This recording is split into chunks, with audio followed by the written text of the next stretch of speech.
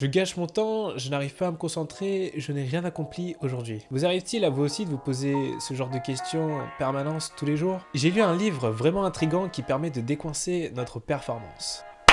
Ici Zag et je vais vous partager 3 habitudes surprenantes pour mieux réussir ces journées. Il nous arrive d'avoir des coups de mou, des jours où on n'accomplit pas grand chose. En attendant ce pic de motivation, on patine. Ça commence à devenir problématique quand cela devient notre quotidien. Il existe une multitude de techniques et d'habitudes pour en sortir. Dans cette vidéo, je vais vous partager 3 habitudes simples, rapides, mais surtout efficaces. Elles proviennent du livre NeuroWisdom.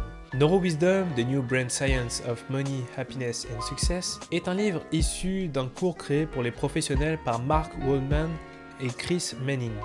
Dans ce livre, vous aurez des exercices basés sur les dernières recherches neuroscientifiques afin de vous guider sur ce qui nous rend heureux, riches et sages. Pour moi, ce livre est juste énorme. Ce que je vais vous partager n'est que la surface de l'iceberg. Vous avez tellement à pouvoir en tirer de ce bouquin. Cependant, il n'existe pas de version en français. Par contre, si l'anglais n'est pas une barrière pour vous, je vous invite vivement à y jeter un œil. S'il nous est aussi dur de rester concentré et performant tout au long de la journée, c'est aussi parce que l'on manque d'outils pour nous aider, ou peut-être tout simplement de sommeil. Nous ne sommes pas des machines. Si nous voulons viser le succès et la réussite au long terme, nous avons besoin de repos, de détente.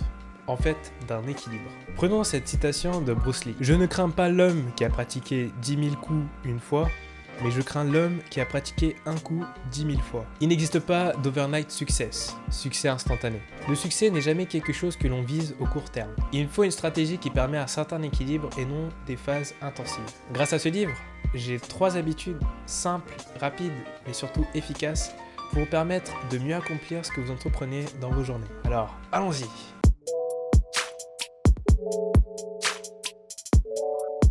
Alors là, ça commence fort.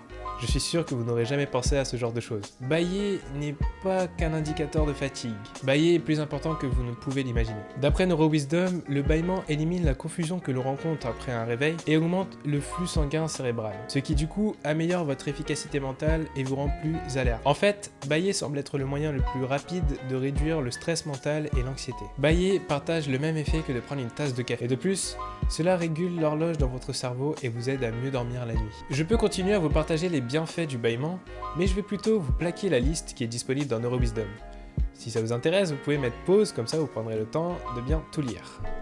Attention, fini! Le conseil de Mark Waldman et Chris Manning est de bâiller le plus possible dans vos journées. À toute occasion, surtout avant des événements importants, comme des prises de parole ou des examens, ou même lorsque vous vous ennuyez. Cependant, faites-le avec attention. Plus précisément, portez une attention particulière à la manière dont cela affecte votre humeur et votre conscience. Mais si je n'arrive pas à bâiller, comment faire?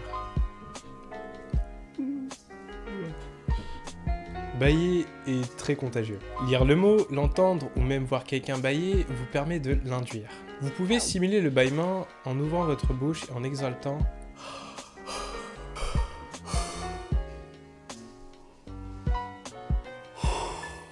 À force de le répéter, généralement 4 à 5 fois, vous allez réussir à bâiller réellement. Je vous invite à mettre la vidéo en pause et d'essayer au moins une fois pour de vrai, en veillant à le faire avec attention.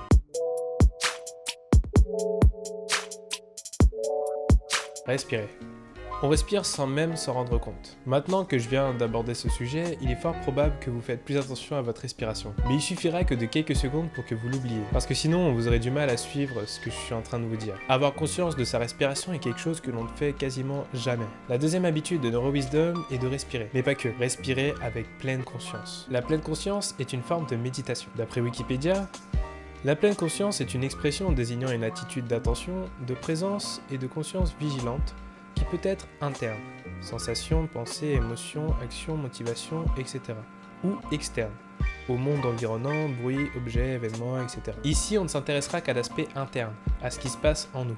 Comme vous avez sans doute dû l'entendre à tout bout de champ, la méditation, en général, apporte beaucoup d'avantages. Mais attention, vous n'aurez pas à placer des heures de méditation par jour ou par semaine pour en obtenir les bénéfices. Sinon, je vous aurais menti sur mon accroche. Dans cette vidéo, je vais vous partager 3 habitudes simples rapide, mais surtout efficace. Vous n'aurez même pas besoin de mettre en place des séances de méditation. L'attention peut être maîtrisée seulement en quelques minutes. Tout ce que vous avez à faire d'après NeuroWisdom, c'est de vous engager à respirer en pleine conscience une seule fois par jour. Vous n'avez pas à vous asseoir sur un pouffin ou même avoir une posture typée. Seulement respirer en pleine conscience. Une seule fois par jour. Alors comment qu'on fait? Je peux vous partager une première approche. Asseyez-vous bien droit sur votre chaise. Vous pouvez fermer les yeux pour faciliter l'exercice. Maintenant que vous êtes bien installé, en gardant la bouche fermée, prêtez toute votre attention sur l'air frais qui entre en inspirant. Puis, portez-la sur l'air chaud qui sort en expirant. Faites-le autant de fois que vous le voulez, en prêtant attention à toutes les sensations agréables et subtiles que vous ressentez. Immergez-vous dans toutes les sensations que procure cet acte si simple qu'est la respiration. N'hésitez pas à mettre en pause pour recommencer l'exercice autant de fois que vous le voulez. Si vous voulez aller plus loin, je vous conseille ce livre d'un maître en la matière. Je médite jour après jour de Christophe André.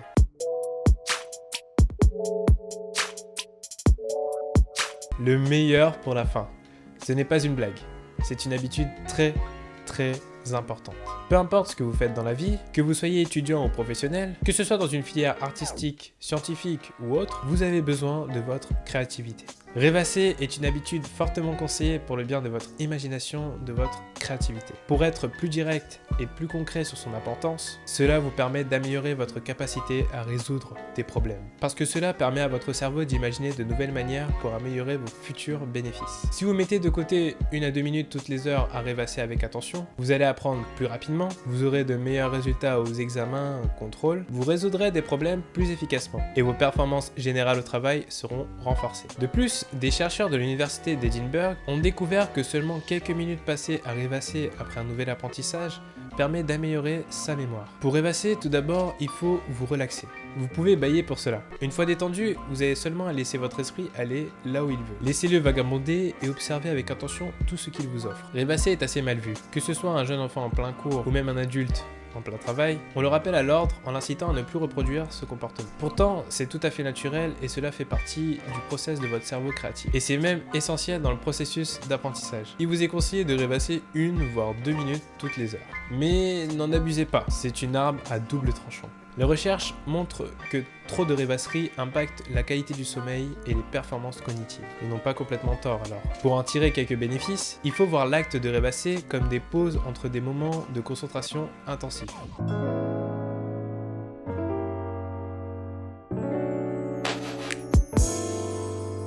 Bailler, respirer et rêvasser. Voilà 3 nouvelles habitudes qui ne prennent que quelques minutes par jour chacune. Au lieu de tous les intégrer, pourquoi ne pas essayer une pendant une semaine à fond? C'est simple, rapide et efficace. Mais le faire régulièrement demande de la discipline comme toute bonne chose. Essayons au moins un. Comme ça, on pourra tirer soi-même sa propre expérience. Je suis sûr que vous serez agréablement surpris comme moi je l'ai été. Cette vidéo touche à sa fin. Ces habitudes sont vraiment simples, rapides et efficaces. Mais comme on n'en a pas l'habitude, on peut très simplement oublier de les faire. Il vous faudra quelques semaines de pratique régulière chaque jour pour vous les ancrer. J'espère vous avoir apporté de quoi vous aider dans votre quête de développement. J'ai pour l'intention de vous aider à accomplir l'extraordinaire avec des compétences critiques.